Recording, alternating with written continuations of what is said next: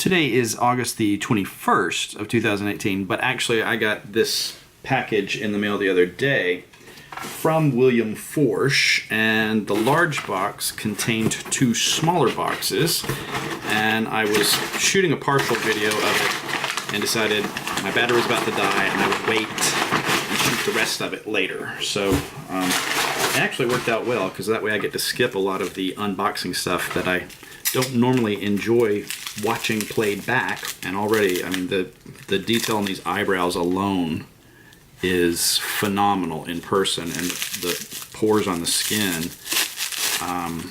But this one is actually actor Jim Fye, who is a friend of mine on Facebook. Hi, Jim.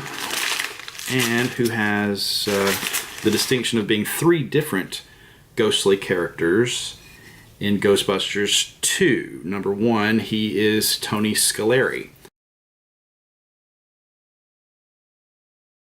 Number two, he appears as the ghost jogger in the montage. So that's weird. I've actually walked that path at the reservoir in Central Park in New York, and now I'm holding, the actor from that scene. And then the third role that he plays is the Statue of Liberty. Now, in the other small box that was inside the large box is the one that I really was excited about.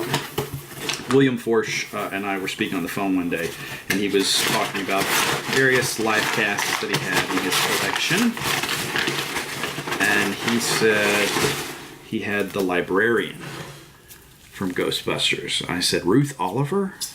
That was just, immediately the next one that I knew I was going to want. Because, I've got all kinds of props from the library scene in Ghostbusters. So I've got a lot of the gear that they are carrying when they go to investigate this ghost. So of course I would want a copy of the ghost herself, if possible. And even through the shrink wrap the other day, I had this sudden moment, and I'm experiencing it again. And the only thing that I could say that it makes me think of is Schadenfreude. But it's like a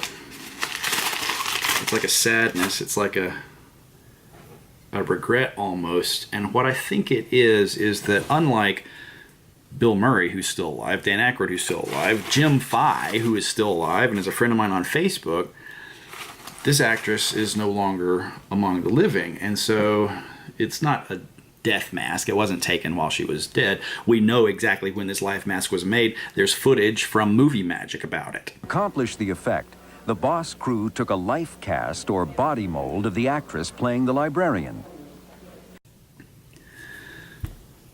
But then to not get this, not see this until years after her passing, and I looked it up, she passed away in October of 1988. I was just out of high school. It was 10 years before I would have my first kid.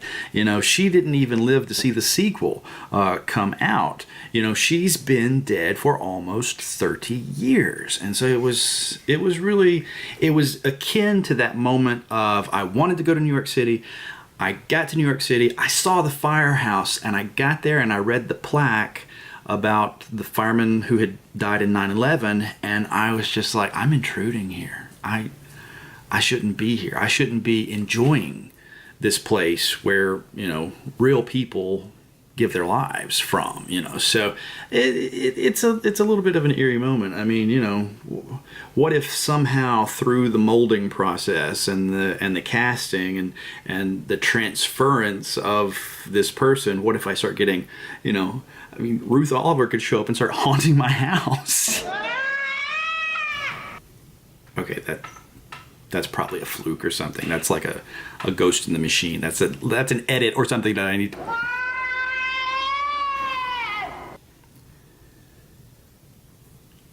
I think she's here. I don't. think she's happy